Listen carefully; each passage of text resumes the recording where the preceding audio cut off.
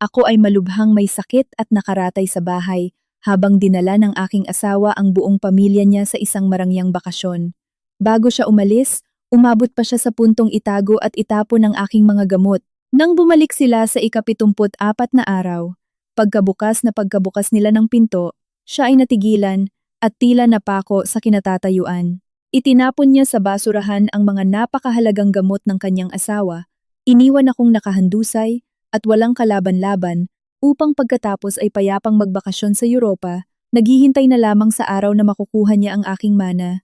Gayunpaman, hindi kailanman naisip ng sakim na pamilyang iyon kung ano ang sasalubong sa kanila sa pag-uwi nila, habang hila-hila ang kanilang mga mamahaling maleta. Ang bumati sa kanila ay hindi isang limpak-limpak na kayamanan, kundi isang patibong na magtutulak sa kanilang lahat upang matulog sa ilalim ng tulay, sa kahabaan ng EDSA, sa gitna ng lamig ng gabi. Ano nga ba ang totoong nangyari? Nakahiga akong hindi makagalaw sa ibabaw ng malambot na kutson, sa gitna ng isang malawak na kuwarto sa aking marangyang kondominium sa Ayala, Alabang. Napakatahimik ng silid na naririnig ko ang bawat mahina at hirap kong paghinga. Inubos ng malalang sakit na ito ang lahat ng aking lakas. Binago ako mula sa isang matapang na babaeng nagtataguyod sa lahat ng negosyo ng pamilya tungo sa isang naghihingalong anino. Ang buhay ko ngayon ay nakasalalay na lamang sa isang pribado at eksperimental na gamutan na hindi sakop ng PhilHealth na kailangan kong inumin sa tamang oras araw-araw. Ang malamig at basang hangin ng habagat na bumabayo sa ang Maynila ay humihihip mula sa mga awang ng bintanang salamin. Kahit na nakabukas ang heater, nararamdaman ko pa rin ang ginaw na tumatagos hanggang sa aking mga buto at nanunuot sa bawat kasukasuan at ugat. Hindi ko na matiis ang sakit ng aking katawan.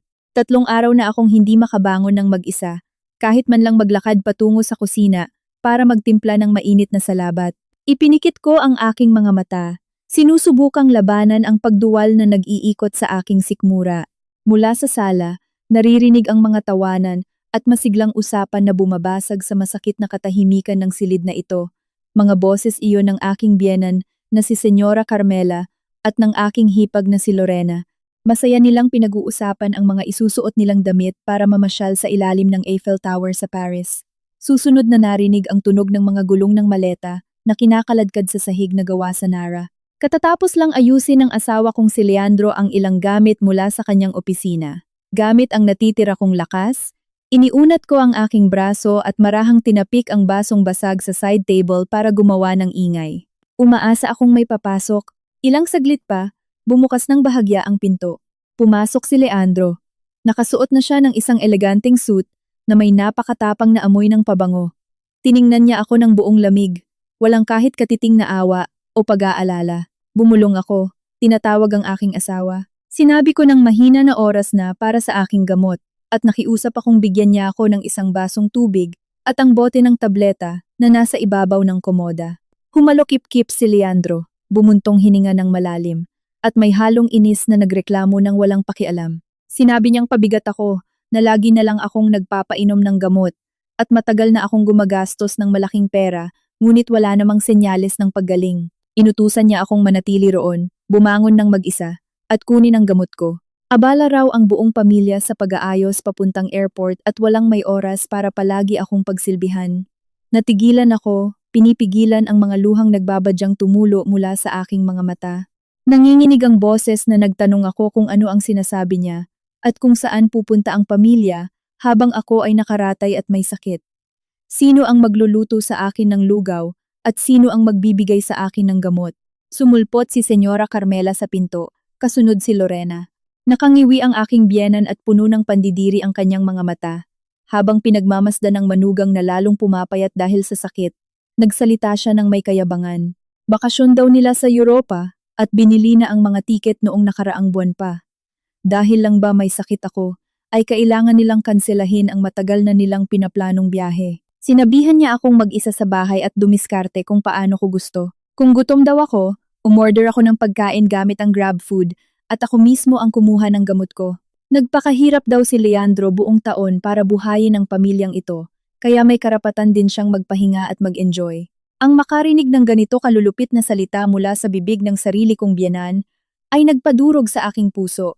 Ang totoo, Mula sa marangyang kondo na tinitirhan nila hanggang sa kumpanyang pinamamahalaan ni Leandro bilang CEO, lahat ng iyon ay ipinundar gamit ang aking pera at pagod.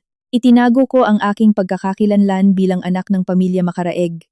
Isang angkan ng mga bilyonaryo sa industriya ng real estate sa Pilipinas, tinanggap ang papel bilang isang ordinaryong asawa at nanatili sa likod upang protektahan ang ego ng aking asawa. Ibinigay ko sa kanya ang posisyon ng CEO upang maipagmalaki niya ang kanyang sarili sa kanyang mga kamag-anak at kaibigan.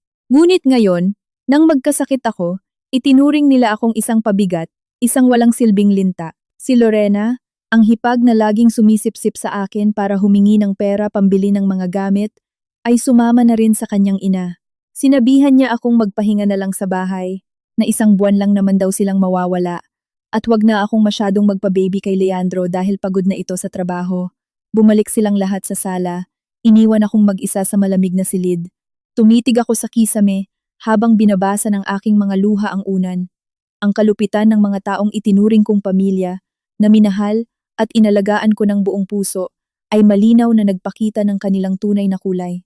Tuwang-tuwa silang naghahanda para sa isang marangyang biyahe, lubos na binabaliwala ang katotohanang kapag wala akong nag-aalaga at walang gamot sa tamang oras, maaari akong mamatay.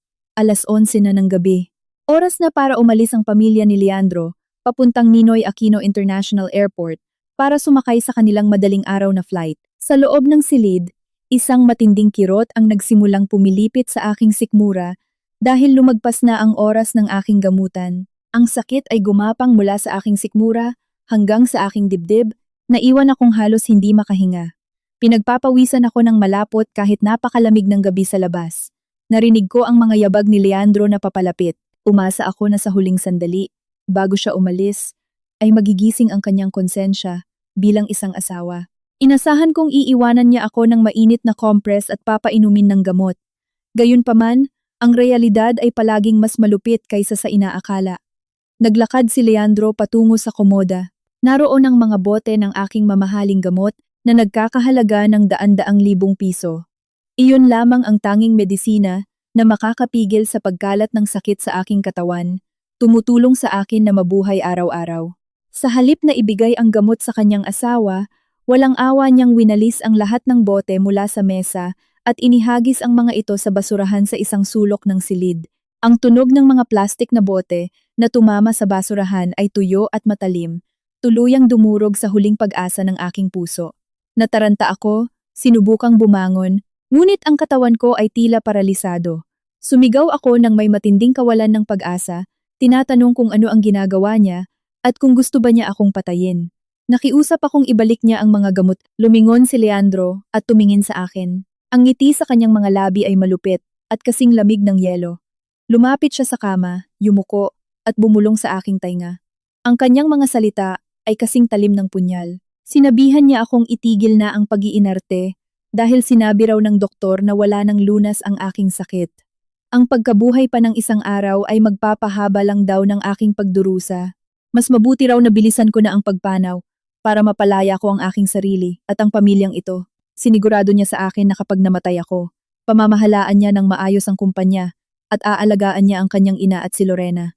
Lahat ng ari-ari ang iyon ay magiging kanya na at wala na akong kinalaman doon. Tiningnan ko ng tila hindi makapaniwala ang lalaking naging asawa ko sa loob ng maraming taon.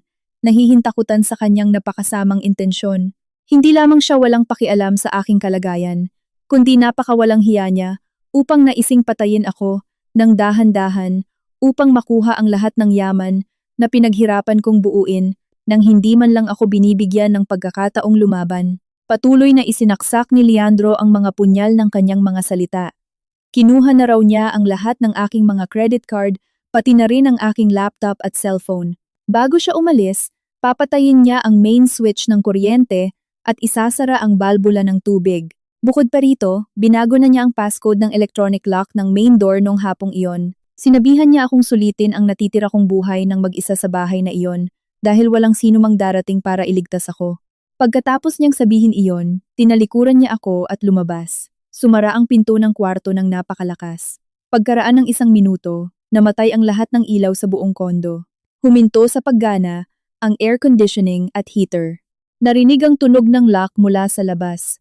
Hudyat na opisyal nang umalis ang pamilya ng aking asawa. Iniwan akong nakakulong sa dilim, sa lamig, at sa pag-iisa. Nakahiga lang ako roon. Natuyo na ang aking mga luha, napalitan ng umaapaw na puot. Ang kalupitan ni Leandro ay lumampas na sa hangganan ng pagiging tao. Gusto niyang mamatay ako sa gutom, sa uhaw, at pahirapan ng sakit sa loob mismo ng sarili kong pamamahay. Kumbinsido siyang wala akong ibang kamag-anak. Dahil sa buong panahong iyon ay nagsinungaling ako sa kanya, sinasabing ang aking mga magulang ay mahirap lamang at nakatira sa isang malayong probinsya na matagal ko nang hindi nakakausap. Hindi niya kailanman naisip na sa likod ng aking mahinang anyo ay nakatago ang pinakamalaking lihim ng aking buhay, nabalot ng ganap na kadiliman ang silid. Nagsimulang manaig ang lamig sa paligid at lalong tumindi ang pananakit ng aking katawan. Alam na alam ko ang aking kasalukuyang kalagayan. Kapag walang gamot at tubig, hindi ako tatagal ng higit sa 24 na oras. Ngunit hindi ako pwedeng mamatay ng walang saysay sa ganitong kaawa-awang paraan. Kailangan kong mabuhay. Mabuhay para ilantad ang mga walang utang na loob na taong iyon. Mabuhay para bawiin kung ano ang sa akin. Isang matinding paninindigan na mabuhay ang nagising sa akin. Nagsimula kong ipunin ang natitirang lakas. Kinakagat ang aking labi upang mag-isip ng paraan kung paano ililigtas ang aking sarili. Ang kadiliman na bumabalot sa marangyang kondo na ito ay tila naging isang malamig na libingan. Nag-aapoy ang aking katawan dahil sa mataas na lagnat, ngunit ang aking mga kamay at paa ay kasing lamig ng yelo. Bawat pag-atake ng matinding sakit sa aking mga lamang loob ay nagpipilit sa akin na kagatin ang aking mga labi hanggang sa dumugo ito upang hindi ako himatayin.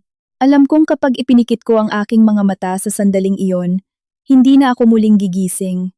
Kinuha ni Leandro ang aking smartphone at laptop, pinuputol ang lahat ng normal na paraan ng komunikasyon, ngunit hindi siya naghinala sa aking pag-iingat na naging pangalawang kalikasan ko bilang isang negosyante.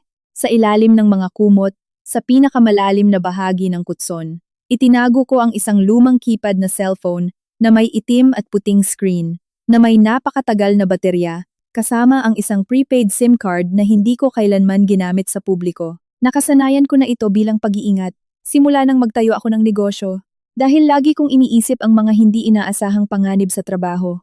Hindi ko akalain na ang bagay na iyon na itinuturing kong halos walang kwenta ay magiging tanging salbabida ko sa pagitan ng buhay at kamatayan. Pinilit kong igalaw ang aking katawan, dahan-dahang dumudulas sa ibabaw ng kutson. Bawat maliit na galaw ay parang libu-libong karayom na tumutusok sa aking balat. Basang-basa ng pawis ang aking pantulog. Inabot ako ng halos kalahating oras upang makarating sa gilid ng kama at makapa ang ilalim ng mabigat na kutson. Nanginginig sa lamig at naninigas ang aking mga daliri. Bulag na naghahanap sa makipot na espasyong iyon. Sa wakas, nahawakan ko ang matigas na plastik ng cellphone.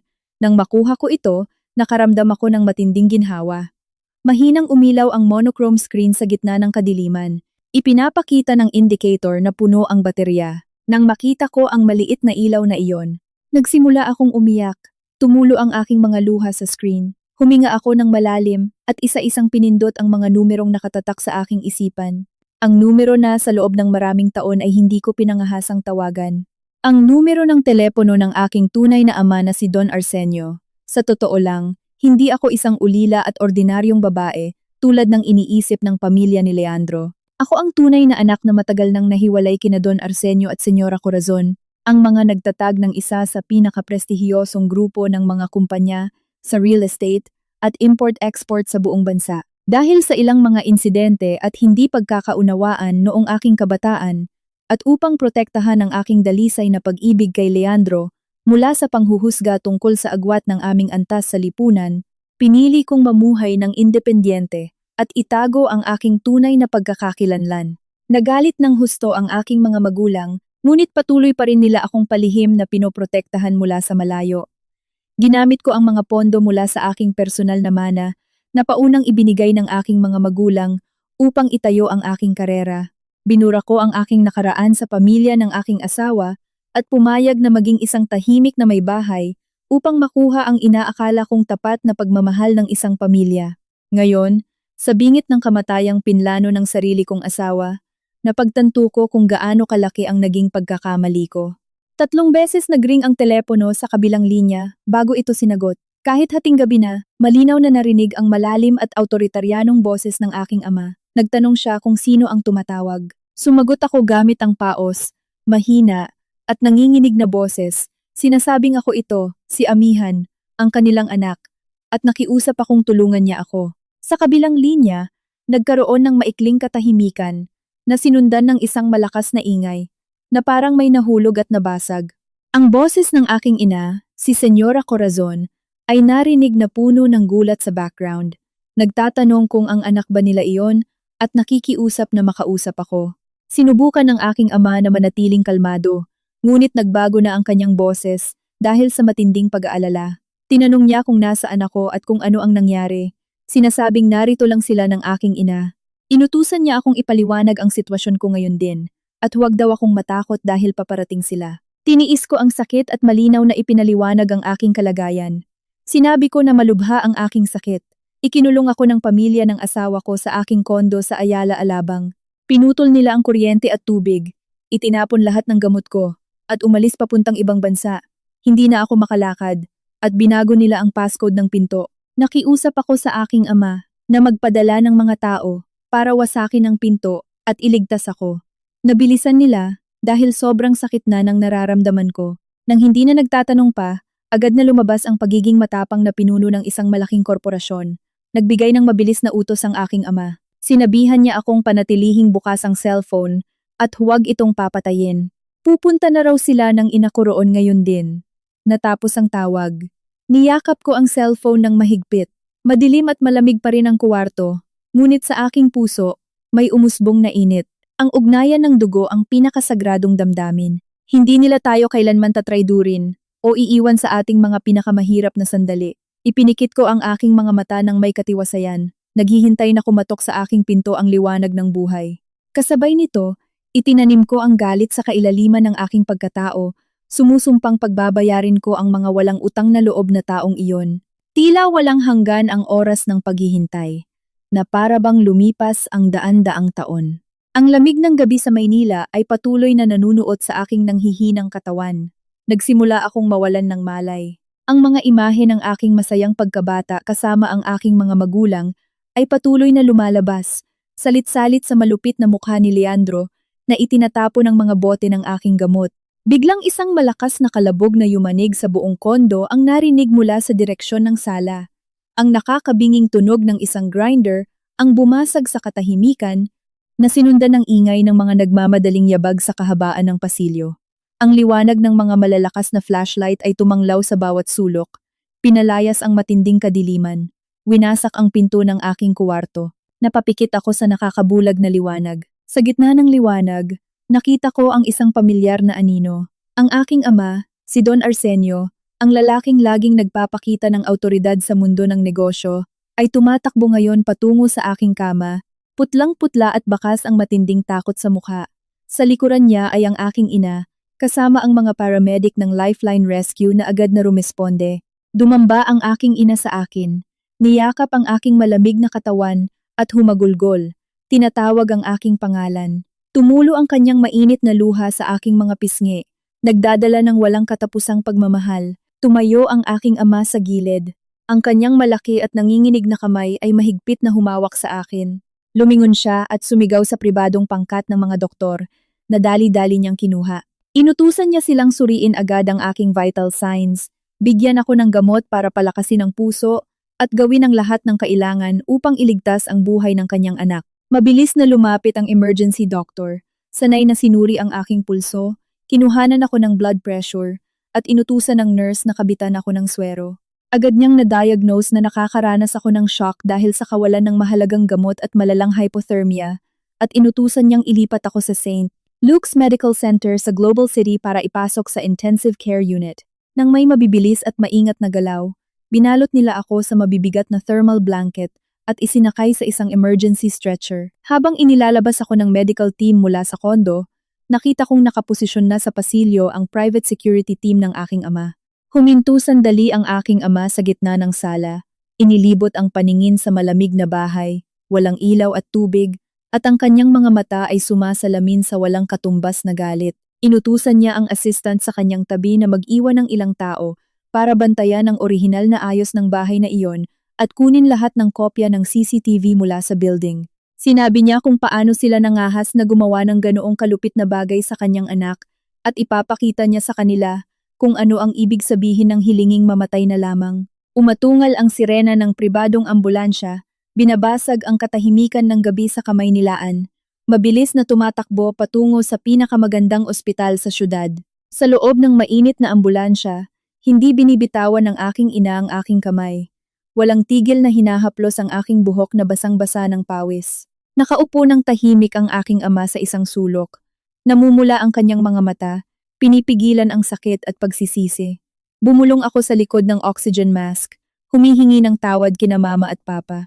Marahang inilagay ng aking ina ang kanyang daliri sa aking mga labi upang pakalmahin ako. Pinakiusapan niya akong huwag nang magsalita at itabi ang aking lakas dahil malapit na kami at kasama ko na sila. Wala nang makakapanakit sa akin. Nang gabing iyon, ang laban para bawiin ang aking buhay ay matinding naganap sa isang espesyal na emergency room. Sa tulong ng pinakamodernong kagamitan at pinakamamahaling gamot na ibinigay ng aking pamilya, dahan-dahang nag-stabilize ang tibok ng aking puso. Matapos malagpasan ang kritikal na kondisyon, nakatulog ako ng mahimbing, ligtas at payapa. Sa unang pagkakataon, pagkatapos ng mga taon ng pagiging asawa at manugang, naramdaman ko kung ano ang ibig sabihin ng tunay na proteksyon. Kumatok na ang anghel ng kamatayan sa aking pinto, ngunit ang yakap ng aking pamilya ay hinango ako mula sa bangin. Nagising ako nang pumasok ang mainit na liwanag ng araw mula sa malaking bintana ng VIP room ng ospital.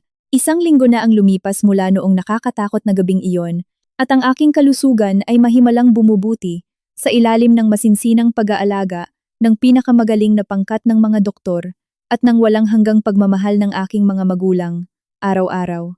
Binibigyan nila ako ng masustansyang pagkain tulad ng pinatibay na sabaw at dekalidad na supplements na sinabayan ng pinakamodernong protocol sa panggagamot. Nang umagang iyon, dinalhan ako ng aking ina ng isang mangkok ng mainit at mabangong arroz caldo na nagpapasigla sa akin. Habang sinusubuan niya ako, malambing siyang nagkukwento ng mga magagaang bagay para pasayahin ako. Pumasok ang aking ama sa kwarto na may hawak na tablet.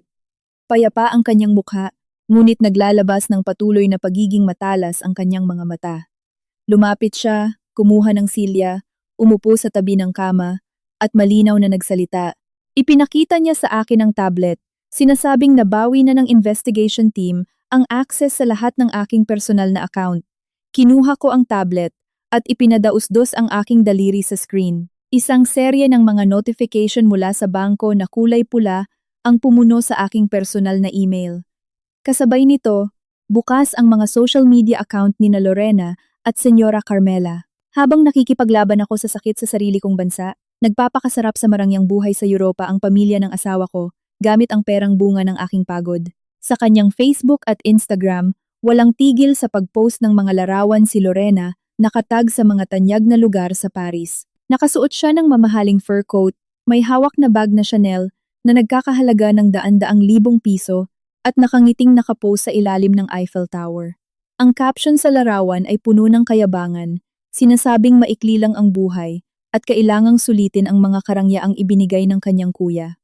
Hindi rin nagpahuli si Senyora Carmela, walang tigil siyang nagla-livestream, ipinagmamalaki sa mga kamag-anak sa probinsya ang kanilang mga hapunan sa mga Michelin star restaurant sa Italia at ang pananatili nila sa mga 5-star hotel. Sa mga komento, nang magtanong ang isang kamag-anak tungkol sa kalusugan ng manugang na may sakit sa bahay, walang hiyang sumagot si Senyora Carmela na ang buhay at kamatayan ay nakatadhana na ginawa na ng pamilya ang lahat ng makakaya at kung hindi ito umeepekto, wala na silang magagawa. Idinagdag pa niya na babalik na lang daw sila agad para ayusin ang burol at sapat na iyon bilang pagtupad sa tungkulin. Kasama ng mga nakakasilaw na larawang iyon ay isang mahabang ulat ng mga gastusin sa credit card. Ginamit ni Leandro ang isang supplementary card na nakakonekta sa account ng aking kumpanya para sagarin ang limit. Bumili siya ng mga Rolex na relo, mga alahas na diamante, nagbayad sa mga mamahaling hotel, at umarkila ng mga convertible na kotse para maglibot sa dalampasigan. Sa loob ng wala pang 20 araw, ang halagang nagastos nila ay lumampas sa 3,2 milyong piso. Nang makita ko ang mga numerong iyon na sumasayaw sa screen, hindi na nakaramdam ng sakit o kawalan ng pag-asa ang aking puso, kundi isang nakakakilabot na katahimikan. Nanigas na ang sakit, namuo, at naging isang determinasyong kasing tibay ng bakal. Inakala nilang nabubulok na ako sa bahay, at naghahanda na silang magdiwang at manahin ang lahat. Itinuring nilang basura ang buhay ko, ginagamit ang aking pera para tustusan ang kanilang walang hanggang kasakiman.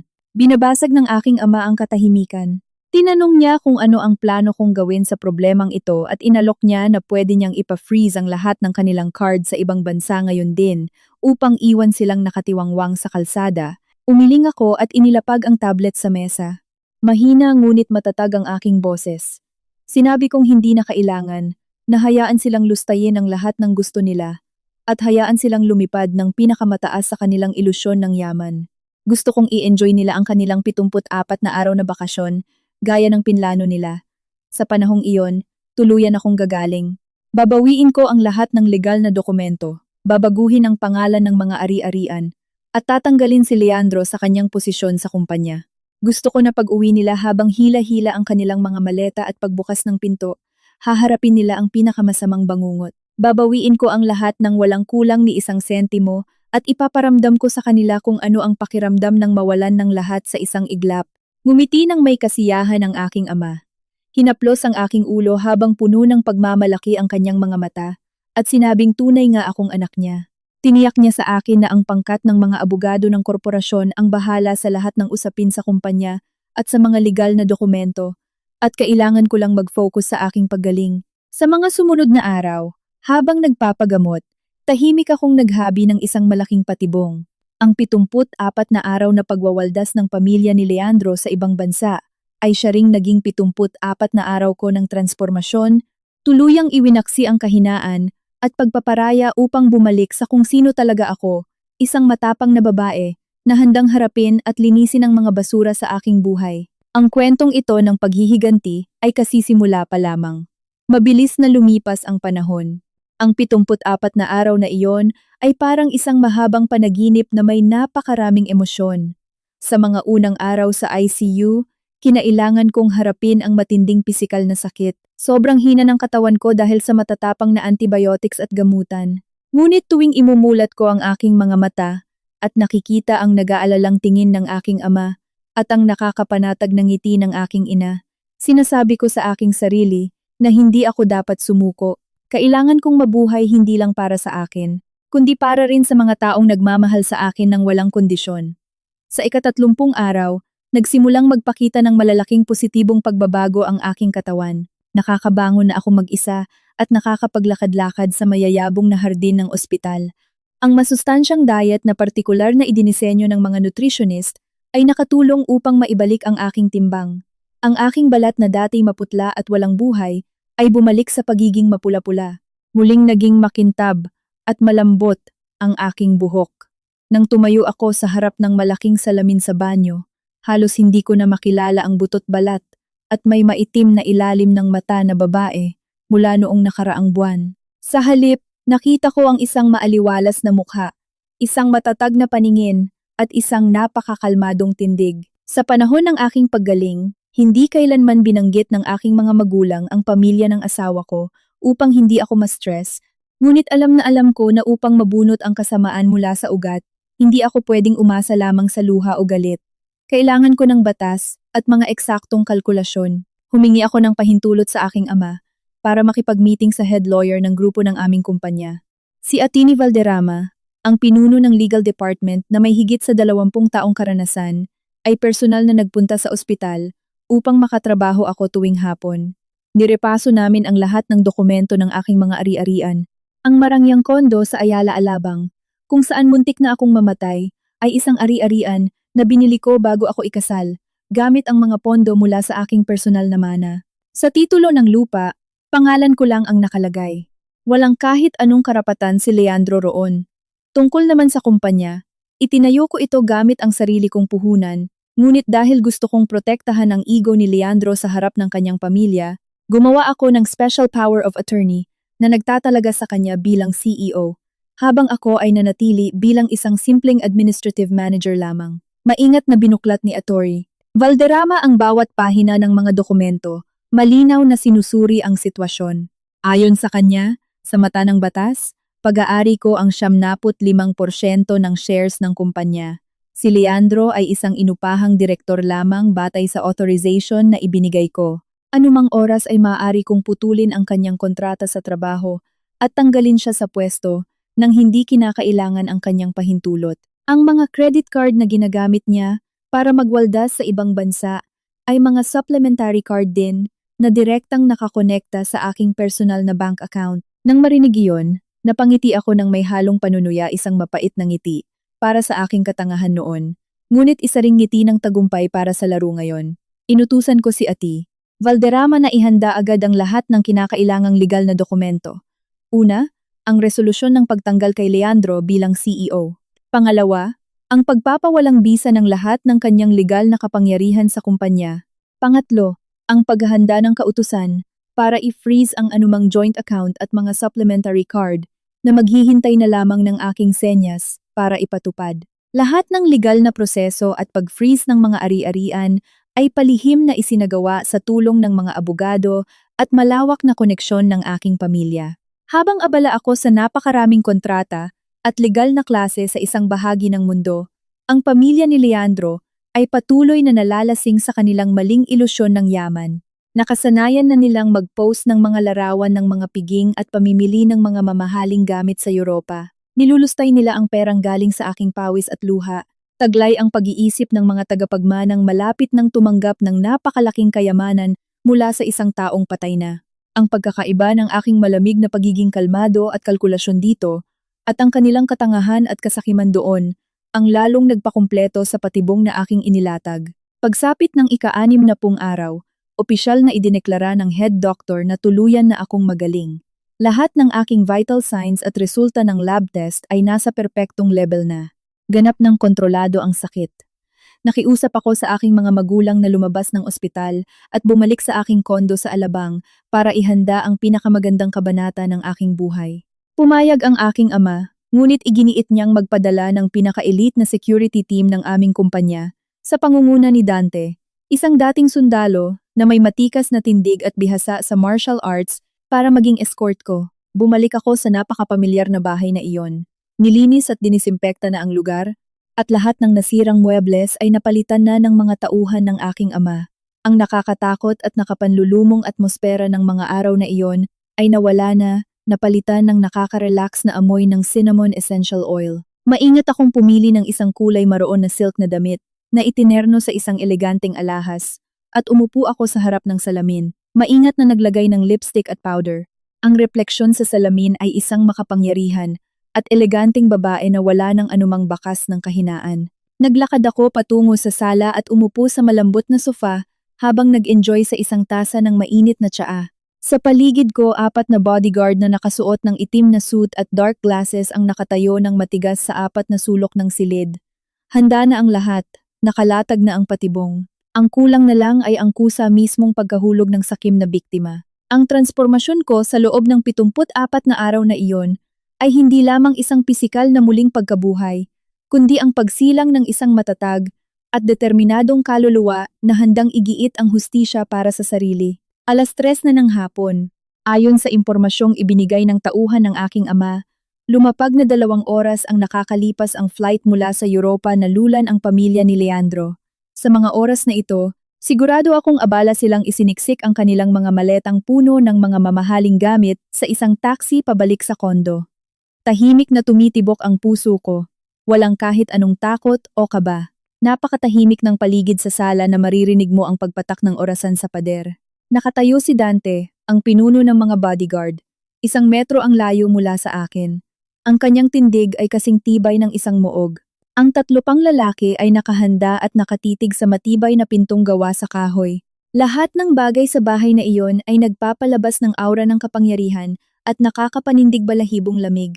Mula sa pasilyo sa labas, lalong naging malinaw ang tunog ng mga gulong ng maleta na sinasalita ng masasayang tawa at malakas na usapan ni Leandro at ng kanyang pamilya. Maganda ang soundproofing ng kondo, pero dahil masyado nilang nilalakasan ang kanilang boses para magyabang sa mga kapitbahay, malinaw kong naririnig ang bawat salita mula sa loob.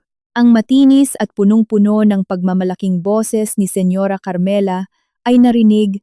Sinasabihan si Leandro na mag-ingat sa kanyang bagong limited edition na wallet na nagkakahalaga ng daan-daang libong piso dahil madudurog daw ang puso niya kapag nagasgas ito. Sinabi niyang pagkapasok nila ay magpapahinga sila saglit at maghahanap sa internet ng magandang punerarya dahil sigurado siyang mabaho na ang bangkay ko at kakailanganin nilang kumuha ng professional cleaning service para hindi bumaho ang kanilang marangyang bahay.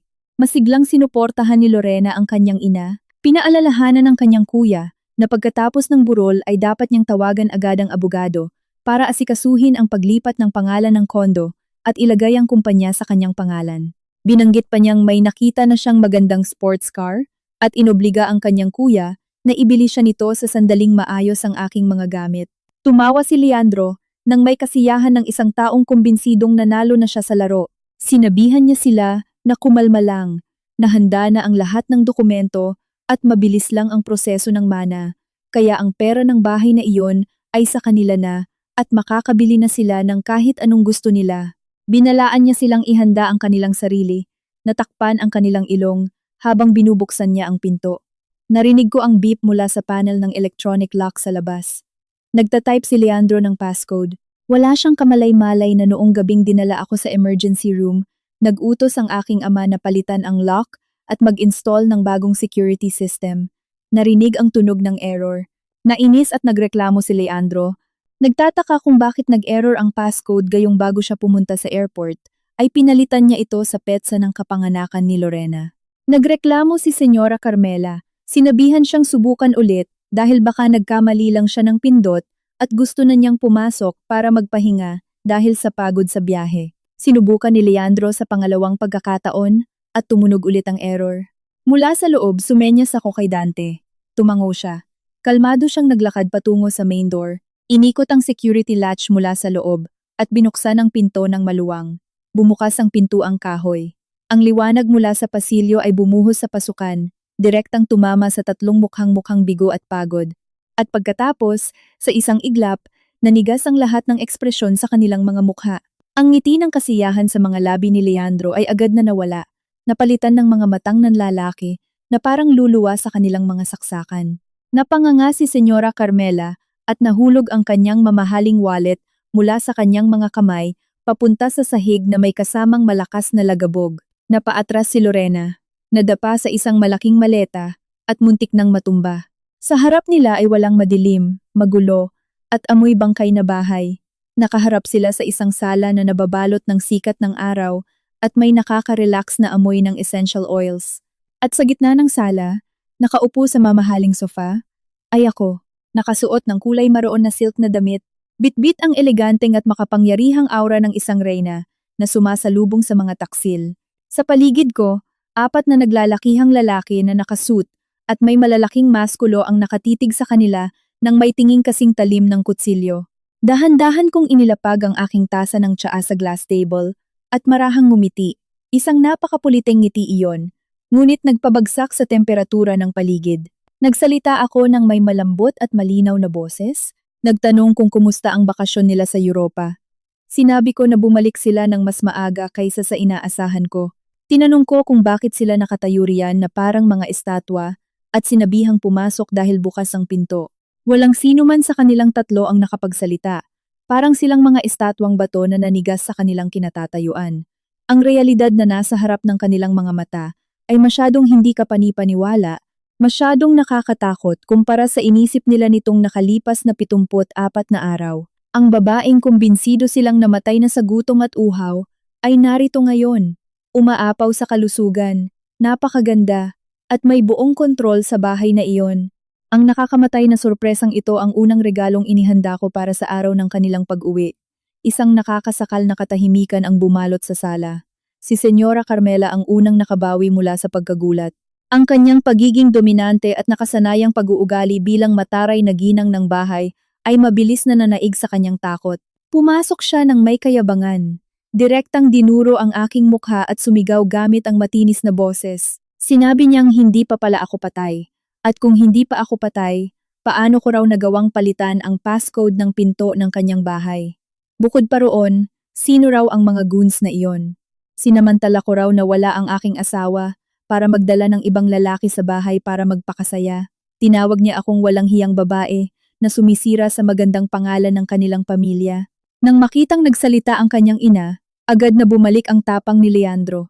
Pumasok siya ng nagmamadali, nagpapanggap na isang ulirang asawa na pinagtaksilan at humihingi ng paliwanag ng pasigaw.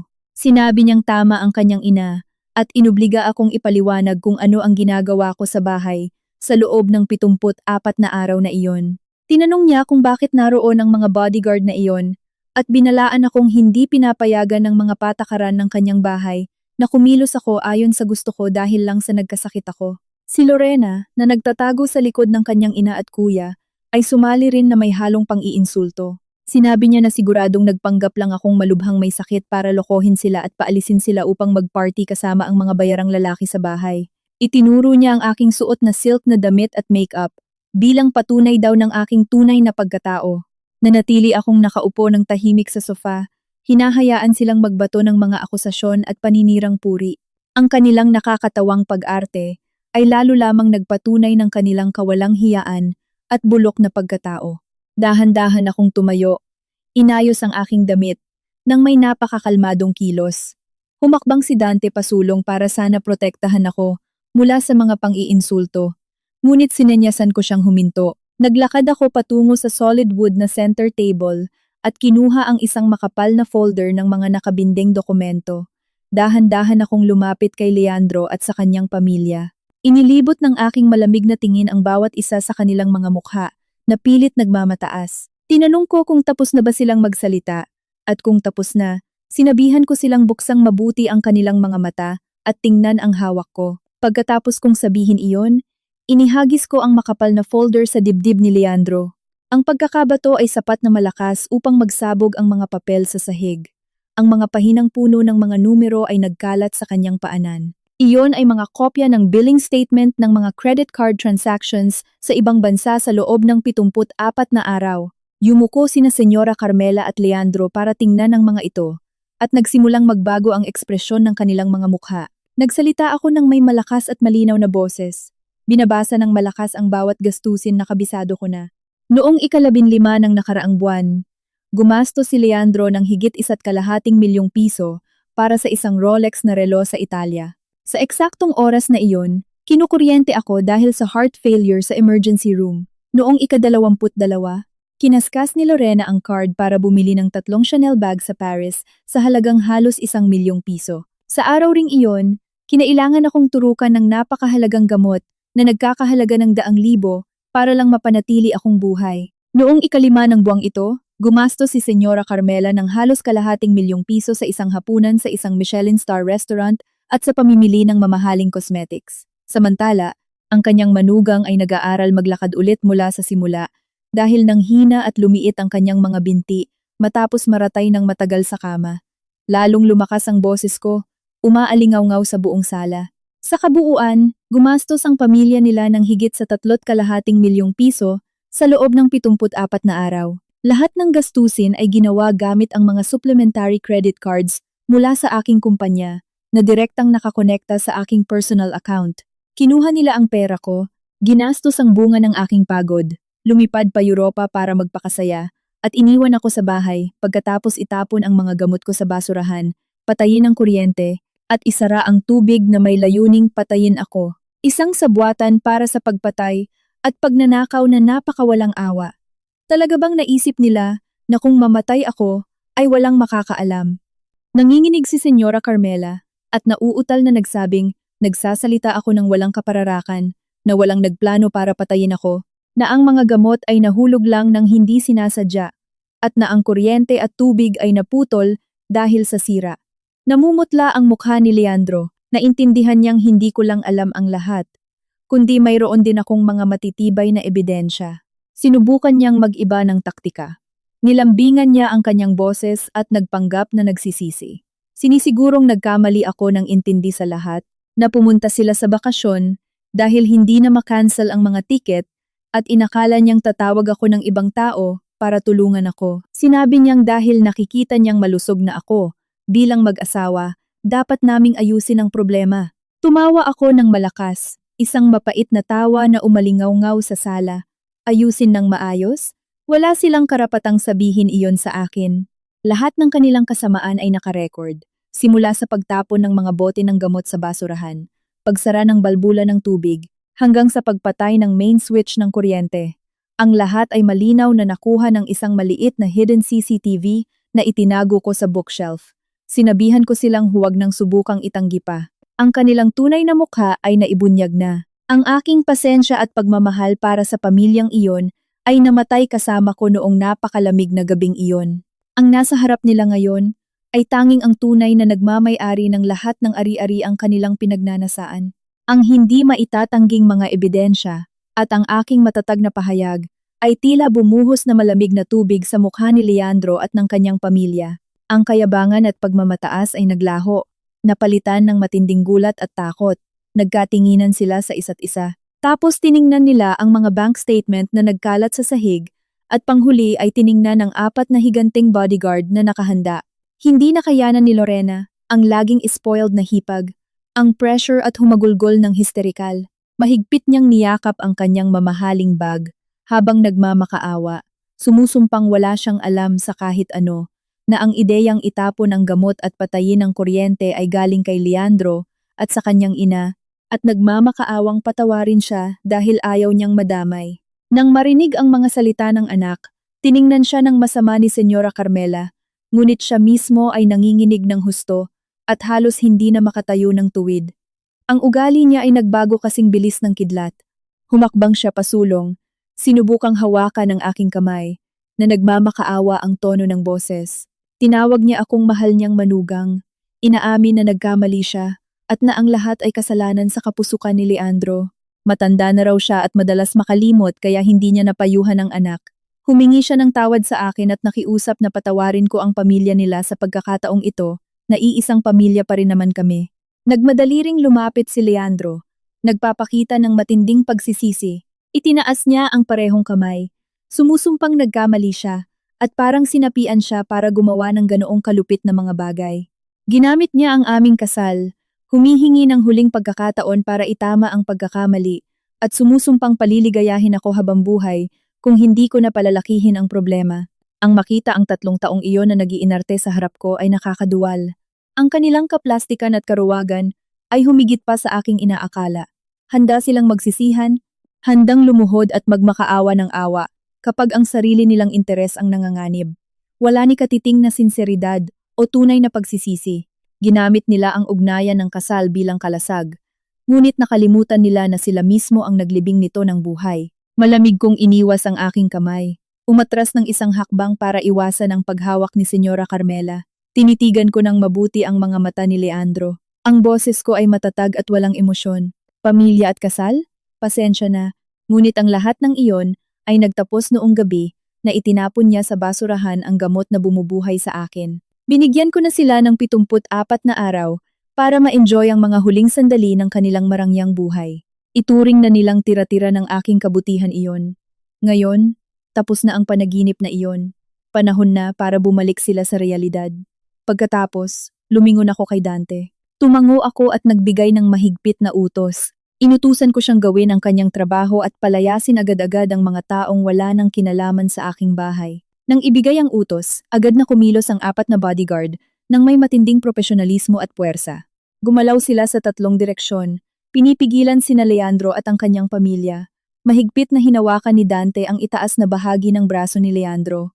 Ang kanyang mahigpit na pagkakahawak ay nagpapangiwi kay Leandro sa sakit at naging dahilan para hindi siya makapanlaban. Hinarangan ng isa pang bodyguard ang braso ni Senyora Carmela. Ang pangatlo naman ang kumuha kay Lorena. Sumigaw ng hysterical si Senyora Carmela, nagpupumiglas na parang baliw, pinipilit na bitawan siya dahil siya ang biyenan at may karapatan siyang tumira sa bahay na iyon. Sabay sinusumpa ako kung paano ko siyang pinangahasang palayasin. Sinubukan ni Leandro na lumaban, sumisigaw na nabaliw na raw ako dahil pinalalayas ko ang sarili kong asawa sa bahay naming dalawa. Nakatayo lang ako roon, nakahalukip-kip, at kalmado siyang sinagot na nagkakamali siya. Ang kondo na ito ay nakapangalan sa akin, Binili ko ito gamit ang sarili kong pera bago pa kami ikasal. Wala siyang karapatan sa kahit isang sentimo rito. Inutusan ko silang ilabas sila sa kalsada. Nang walang salita, kinaladkad ng sapilitan ng 3 bodyguard sina Leandro at ang kanyang pamilya palabas. Wala silang laban sa pangangatawan at bilis ng mga propesyonal kaya itinulak sila ng malakas palabas sa pasilyo.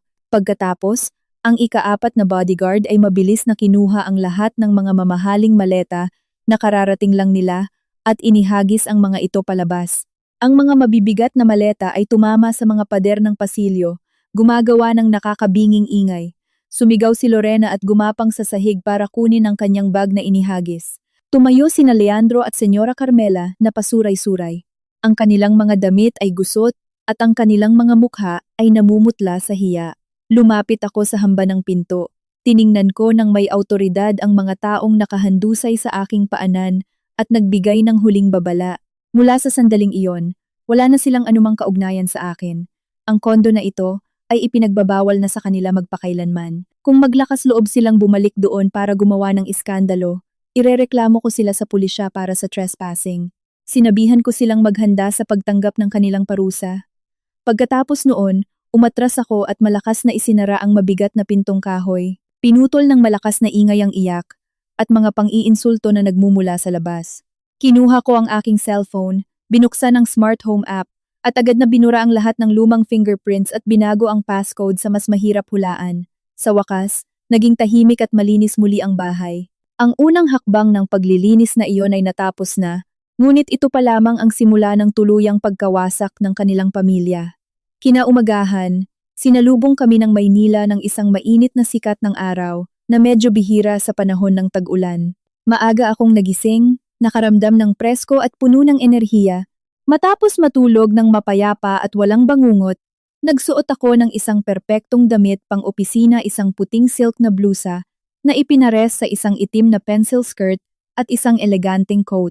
Dumating na ang oras para ayusin ang gulo na iniwan ni Leandro sa kumpanya at, kasabay nito, putulin ang lahat ng pinagkukunan ng pera ng kanyang pamilya. Kasama ang escort ng security team, ang unang destinasyon ko ay ang main branch ng pinakamalaking bangko sa Makati.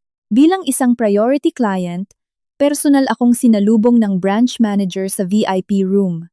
Inilapag ko ang aking mga ID sa mesa at nagbigay ng direktang utos na i-freeze ang lahat ng balanse ng 2 joint account ko kasama si Leandro. Bukod pa rito, humiling ako ng permanenteng pag-block sa lahat ng supplementary credit cards na nakapangalan kina Leandro, Lorena at Senyora Carmela na konektado sa account ng aking kumpanya.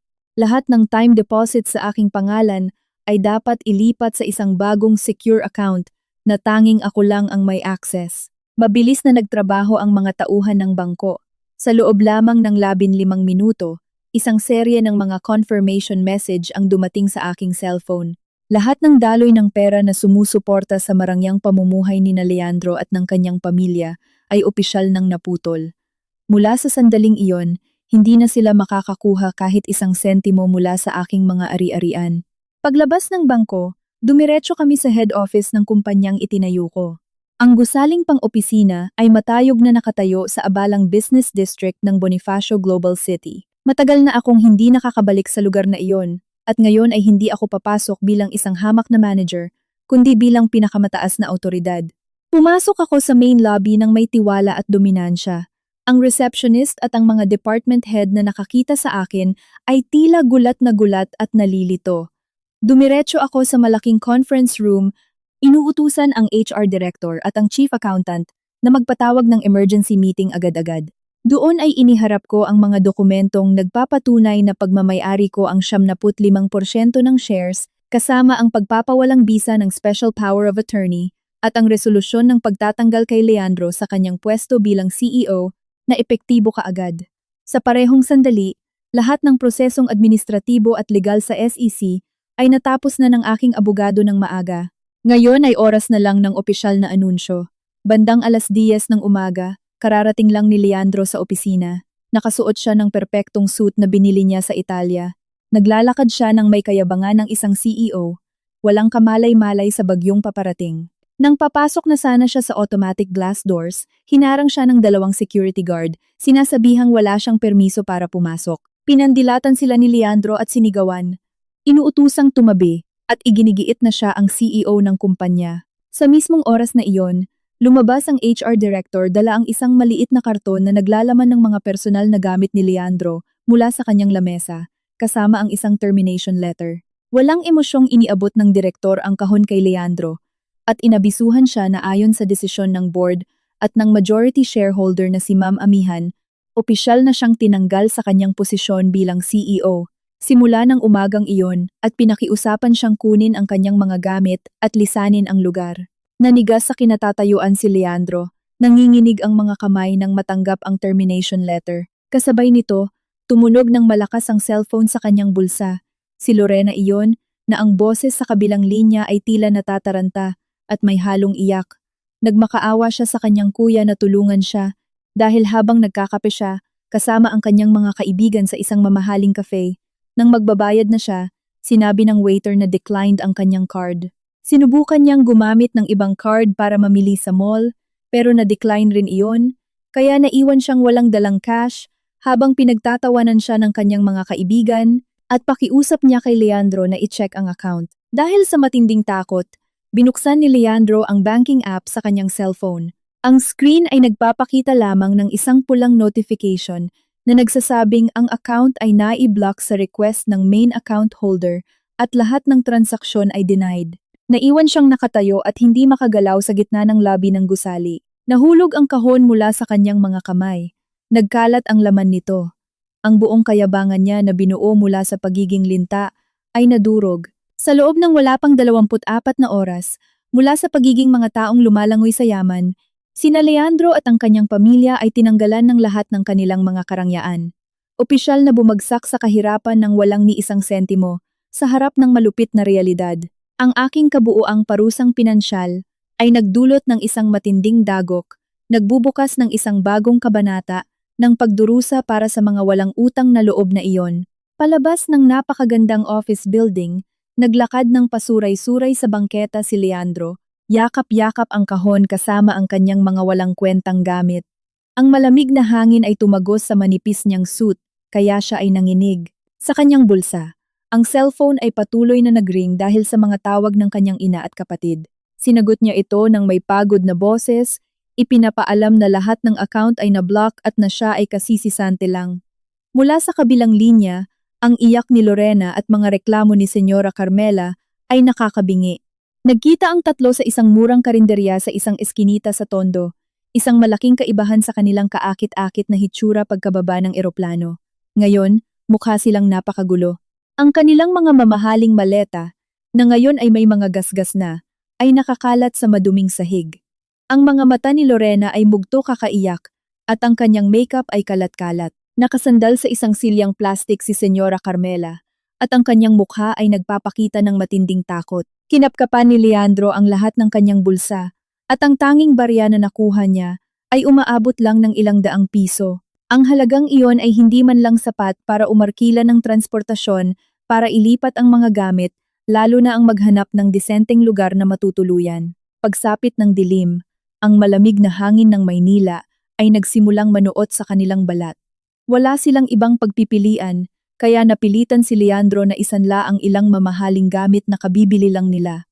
Dinala niya ang Chanel bag ni Lorena at hinubad ang Rolex sa kanyang pulso. Subalit, dahil wala silang certificate of authenticity at nasa desperadong sitwasyon, tinanggap lang ng may-ari ng sanglaan sa Quiapo na bilhin ito sa napakababang presyo, wala pa sa isang kapat ng orihinal nitong halaga. Hawak ang kaunting pera, naramdaman ni Leandro ang pait ng realidad. Ang mga mamahaling gamit na iyon, kung wala ang aura ng kayamanan, ay mga walang buhay na bagay lamang na hindi kayang magligtas sa kanila. Gamit ang kaunting perang meron sila, naghanap ang tatlo ng kwarto sa isang mumurahing paupahan sa isang squatter.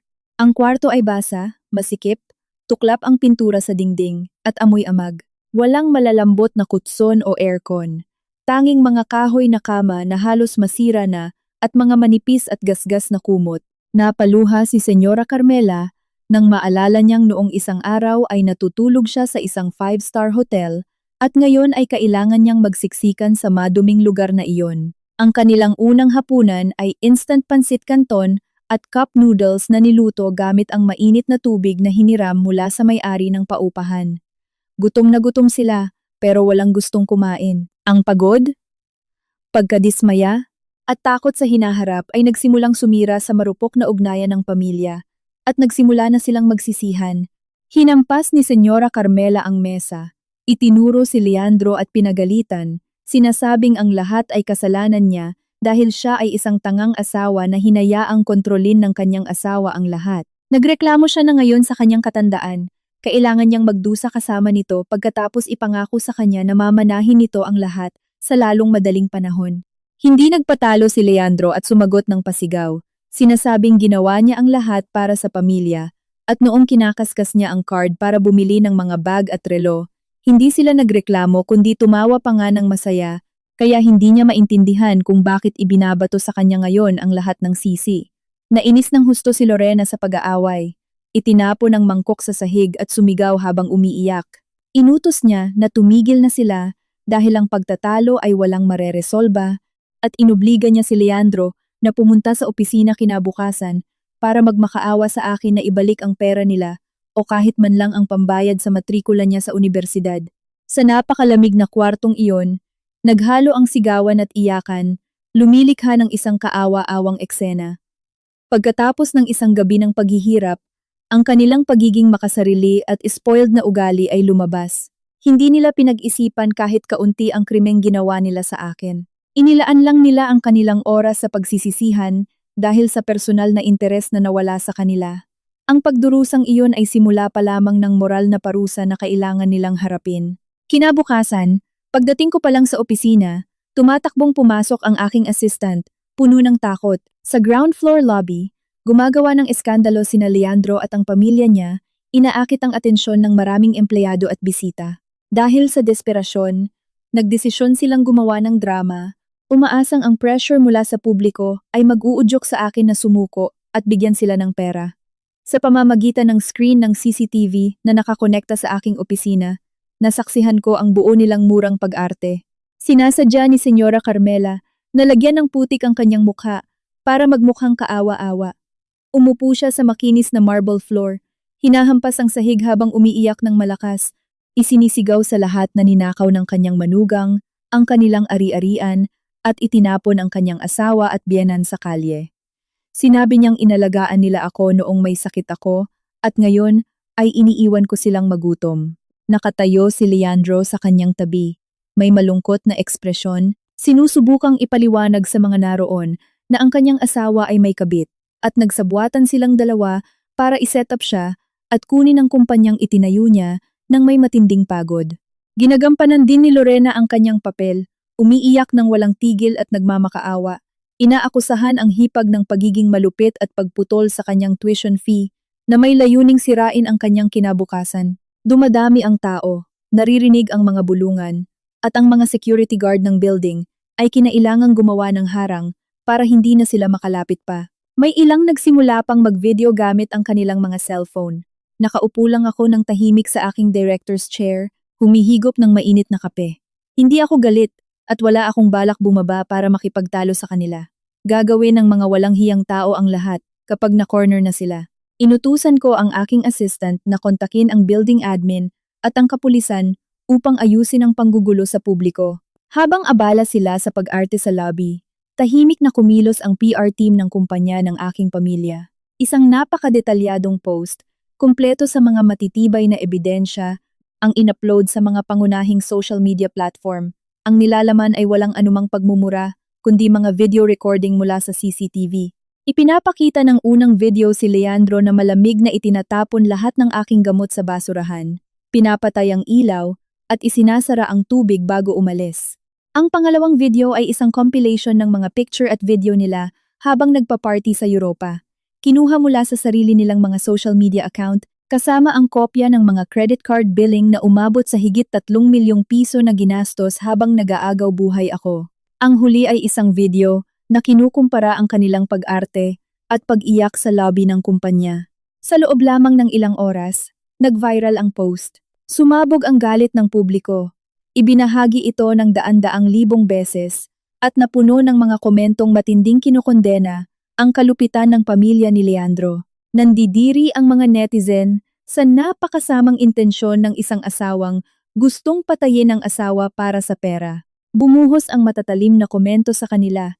Tinatawag siyang mas malupit pa sa hayop at hinihingi ang pinakamataas na parusa para sa mga imoral na manggagamit. Ang kapangyarihan ng social media ay kamangha-mangha. Ang kanilang personal na impormasyon at lokasyon ay mabilis na natuklasan at ikinalat ng mga tao. Ang maskara ng pagiging biktima na sinuot nila sa lobby ay tuluyang natanggal. Dumating ang mga pulis, pinaghiwa-hiwalay ang mga tao, at inutusan ang pamilya na umalis. Lumakad sila ng pasuray-suray, sinabayan ng mga pang-iinsulto at tingin ng pandidiri mula sa mga taong nasa paligid. Ang langit ay hindi kailanman bulag. Ang kasamaan, kahit gaano pa kahusay itago, ay mabubunyag at huhusgahan din ng lipunan. Ang bagyo sa social media ay mabilis na lumipat sa totoong buhay. Binabago ang buhay ng pamilya ni Leandro sa isang serye ng trahedya. Nang mabunyag ang katotohanan, lahat ng pinto ng pag-asa ay sumara sa kanila. Sa wakas, naramdaman nila kung paano itakwil ng buong lipunan. Dahil si Leandro ang utak ng lahat, naging public enemy siya. Walang pera, sinubukan niyang maghanap ng kahit anong trabaho, ngunit ang kanyang mukha ay nasa kung saan-saan na.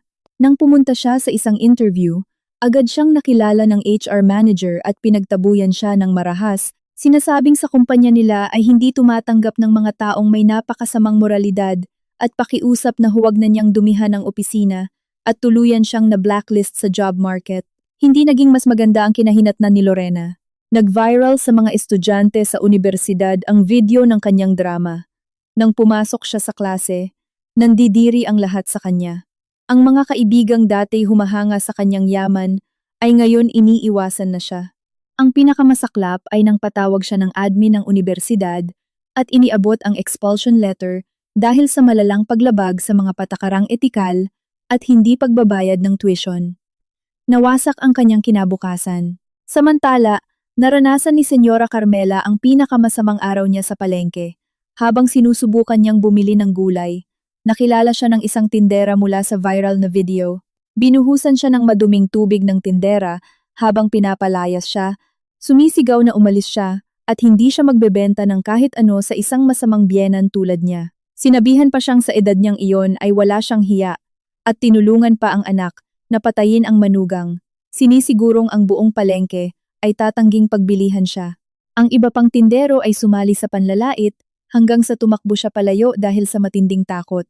Umabot sa rurok ang pagdurusa nang bumalik sila sa paupahan. Hinihintay na sila ng may-ari sa pinto. Inihagis nito ang kanilang mga gamit sa kalsada at inobliga silang umalis sa mismong sandaling iyon dahil maraming tao na raw ang naghahanap sa kanila mula pa kahapon na nakakaabala sa iba pang umuupa. Sinabihan sila na ituring na lang nilang limos ang renta nila nitong mga nakaraang araw at umalis na sila. Pagkagat ng dilim, nanuot hanggang buto ang malamig na hangin ng Maynila. Ang tatlo ay naiwang nakatiwangwang sa kalsada. Walang pera, walang mapupuntahan, pagod na pagod, gutom, at giniginaw. Sa huli, kinaladkad nila ang kanilang mga sira-sirang maleta hanggang sa makarating sila sa ilalim ng tulay sa kahabaan ng EDSA sa Guadalupe, nagsisiksikan sa isang sulok upang magtago mula sa hangin. Nanginginig na niyakap ni Senyora Carmela, si Lorena. Nakaupo si Leandro na tulala, may blankong tingin. Sa gitna ng nakakapasong lamig, nararamdaman na nila sa wakas ang kahihinatnan ng kanilang sariling kalupitan. Hindi na sila maiinitan ng mga damit na may brand. Ang mga mamahaling bag ay nakahandusay sa sahig na wala ng halaga. Dati, iniwan nila ako sa dilim at sa bingit ng kamatayan. Ngayon, pinatikim sa kanila ng karma ang parehong kawalan ng pag-asa, ngunit pinatindi ng 1,000 beses. Ngayon ay ang araw ng pagdinig ng kasong kriminal para sa tangkang pagpatay sa asawa at ang resolusyon ng pagpapawalang bisa ng aming kasal sa Regional Trial Court ng Makati. Pumasok ako sa korte suot ang isang eleganteng itim na suit. Ang aking buhok ay maayos na nakatali. Kalmado at sigurado ang aking tindig. Sa likod ko ay ang pinakamagaling na pangkat ng mga abogado, pinangungunahan ni Ateneo Valderrama. Sa kabilang banda, mukhang kaawa-awa si Leandro, butot balat, may maiitim na paligid ng mata, at ang suot niyang damit ay lukot at madumi. Sina Senyora Carmela at Lorena, na sumama sa kanya, ay makatingin lang sa sahig. Nagsimula ang pagdinig. Malinaw at direktang inilatag ng aking abogado ang lahat ng ebidensya. Ipinaliwanag niya ang pinagmulan ng bawat ari-arian, maging ang kondo at ang kumpanya. Lahat ng dokumento, bank statements, at titulo ay nagpatunay na ang mga ari-arian ay eksklusibong pagmamay-ari ko, binili bago ikasal, o sa tulong ng aking pamilya. Walang naging ambag si Leandro sa aspetong pinansyal. Dumating ang pinakamatinding bahagi ng iutos ng huwes na i-play ang recording ng CCTV, kung saan makikita si Leandro na itinatapon ang aking mga gamot sa basurahan, pinapatay ang ilaw, at pinuputol ang supply ng tubig. Nagbulungan sa galit ang lahat sa loob ng korte. Pagkatapos nito, humingi ang aking abogado ng danyos, na nagkakahalaga ng 3 milyong piso para sa pisikal at moral na pinsalang natamo ko. Sinubukan ni Leandro na ipagtanggol ang kanyang sarili gamit ang mahinang boses. Sinasabi sa huwes na ang mga gamot ay nahulog ng aksidente at nagmamakaawang bigyan siya ng maliit na bahagi ng ari-arian upang makapagpatuloy sa buhay dahil wala na siyang natitira. Pinalo ng huwes ang kanyang maso. Inuutusan ang nasasakdal na huwag nang magbigay ng dahilan dahil malinaw na ipinapakita ng video ang kanyang mga intensyon. Pinaalalahanan niya ito na pinoprotektahan ng batas ang karapatan at hindi ang kasakiman, at lalong hindi ang mga immoral na gawain, binibigyang diin na ang kanyang kasalukuyang kahirapan ay direktang resulta ng kanyang mga aksyon. Matapos magdesisyon, binasa ng korte ang hatol. Opisyal ng pinawalang bisa ang aming kasal. Lahat ng ari-arian, mapakondo man o kumpanya, ay idineklarang tanging pagmamay-ari ko lamang. Ibinasura ang mga pakiusap ni Leandro. Hinatulan siya ng korte ng 8 taong pagkakakulong para sa tangkang pagpatay sa asawa, bukod pa sa pagbabayad ng 3 milyong pisong danyos, at ang tuluyang pagkawala ng anumang karapatan sa ari-arian. Ang pagbagsak ng maso ng huwes ay nagsara sa pinakamadilim na kabanata ng aking buhay. Nakamit na ang hustisya. Napaluhod si Leandro sa sahig dahil sa labis na pagkagulat. Humagulgol ng histerikal sina Senyora Carmela at Lorena. Ang hatol na iyon ay hindi lamang sumira sa kanilang pangarap na yumaman, kundi nagpataw rin sa kanila ng napakalaking utang na imposibleng mabayaran para sa isang walang trabahong katulad ni Leandro. Iyon ang presyong dapat nilang bayaran para sa kanilang walang hangganang kasakiman. Maaliwalas ang kalangitan ng Maynila. Lumabas ako ng gusali ng korte. Sa mismong hagdanan, nakita ko ang 2 pulis na ini-escortan si Leandro papunta sa police van para ilipat sa New Bilibid Prison sa Muntinlupa. Sa tabi niya, sina Senyora Carmela at Lorena, suot ang kanilang mga luma at sirasirang damit, ay sinubukang lumapit sa akin. Hinaharangan ang daan ko bago ako sumakay sa aking luxury car. Mukha silang napakakaawa-awa, wala nang natitirang dignidad. Sabay-sabay silang lumuhod sa malamig na aspalto. Nagmakaawa si Senyora Carmela habang umiiyak. Isinasayad ang kanyang noo sa sahig. Sinasabing alam niyang napakalaki ng kanyang kasalanan, na ang pagtulog sa ilalim ng tulay ay nagpamulat sa kanya, at binulag siya ng pera. Nagmamakaawang patawarin ko siya. Umiiyak namang kumapit si Lorena sa binti ko, humihingi ng tawad para sa kanyang katangahan, at sa pakikilahok sa kasamaang ginawa nila sa akin. Nagsisisi siya na napatalsik siya sa unibersidad, at iniwan ng kanyang mga kaibigan, at nakikiusap ng pagkakataon na magbago. Umiiyak si Leandro sa harapan ko. Lumuluha na parang bata. Inamin niya na alam niyang ang kanyang pagkakamali ay hindi mapapatawad at hindi niya hinihiling na magkabalikan kami dahil hindi siya karapat-dapat. Sinabi niyang tatanggapin niya ang kanyang parusa, ngunit nagmamakaawa siyang bigyan sila ng kaunting pera para makauwi ang kanyang ina at kapatid sa probinsya. Sumusumpa na magtatrabaho siya ng maigi upang mabayaran ang utang at nakikiusap na huwag silang hayaang mamatay sa gutom sa kalsada. Nakatayo lang ako at tinitigan sila. Sa hangganan ng buhay at kamatayan, doon lang napagtatanto ng tao kung ano ang tunay na mahalaga. Ang kanilang mga luha ng pagsisisi ay tila totoo ngayon. Isa itong pagkamulat ng konsensya pagkatapos makaranas ng matinding paghihirap. Ang leksyong ito, kahit nahuli na, ang pinakamahalagang matatanggap nila. Gayunpaman, ang pag-unawa ay hindi nangangahulugan ng pagpapatawad o pagbibigay katwiran. Ang pagpapatawad ay pagpapalaya sa sarili ko mula sa bigat sa aking puso. Hindi ang muling pagsagip sa mga taong gumawa sa akin ng napakasama. Hindi ko na sila kinamumuhian, pero hindi ko rin sila bibigyan ng kahit anong tulong. Pinalit ang pera. at tulong sa napakamahal na leksyong ito sa buhay. Tiningnan ko sila sa huling pagkakataon. Ang boses ko ay mahinahon, pero napakatatag. Tinanggap ko ang kanilang paghingi ng tawad. Sa pagitan namin, lahat ng issue ay tapos na. Wala nang utang na kailangang bayaran.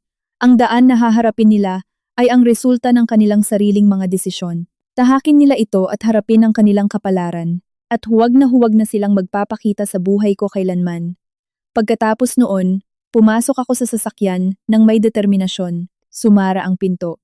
Inihihiwalay ang aking mundo na puno ng kapayapaan mula sa kanilang pagdurusa. Isinara ko ang mga kurtina ng bintana at hindi na lumingon pabalik. Kinausap ko ang driver gamit ang magaang at masayang tono, sinabihang umuwi na kami, dahil hinihintay ako ng aking mga magulang para mananghalian. Mabilis na tumakbo ang sasakyan sa maaraw na kalsada. Sa likuran ko, ang 3 taong iyon ay patuloy na nakaluhod sa aspalto, umiiyak ng may matinding pagsisisi. Samantala, sa aking harapan ay bumungad ang malawak na kalangitan, ang mainit na yakap ng aking mga magulang, at ang isang maliwanag at mapayapang bagong buhay. Ang kwento ng kasakiman at pagkakanulo ay umabot na sa katapusan, napalitan ng tunay na pagmamahal at walang katumbas na katahimikan ng kaluluwa na nagwawakas sa dramatikong kwentong ito. Marahil ang alingaw-ngaw ng malamig na katahimikan sa madilim na silid na iyon o ang imahe ng mga luhang puno ng pagsisisi sa ilalim ng tulay ay patuloy na mag-iiwan ng malalim na pagninilay sa ating lahat. Marahil sa pamamagitan nito ay mapagtanto natin na ang pinakanakakatakot sa mundong ito ay hindi ang sakit, kundi ang kasakiman at kalupitan ng puso ng tao, lalo na ng mga taong tinatawag nating pamilya. Ang pinakamalaking aral ay totoo at patas ang karma. Ang sinumang magtanim ng kasamaan ay aani ng pagkasira at itatakwil ng lipunan at ng batas. Sa kabilang banda, ang kwentong ito ay nagpapaalala rin sa atin ng halaga ng pagiging independyente at tatag ng isang babae. Kahit sa pinakamalalang sitwasyon, dapat tayong maging Panginoon ng sarili nating buhay, malaya sa aspetong pinansyal, at matapang na ipagtanggol ang ating kapalaran. Huwag nating iiwan ang ating buhay sa kamay ng iba. Sapagkat ang lakas na nasa ating panloob at ang tunay na ugnayan sa dugo ang ating pinakaligtas na kanlungan. Sa huli, kahit gaano kamahal ang damit o gaano karaming yaman ang meron ka, wala rito ang makakapagtago ng bulok na pagkatao. Ang tanging matibay na pundasyon na magbibigay daan sa isang tao na maglakad ng taas noo sa mundong ito ay ang tunay na pagmamahal, pasasalamat, at kabutihan.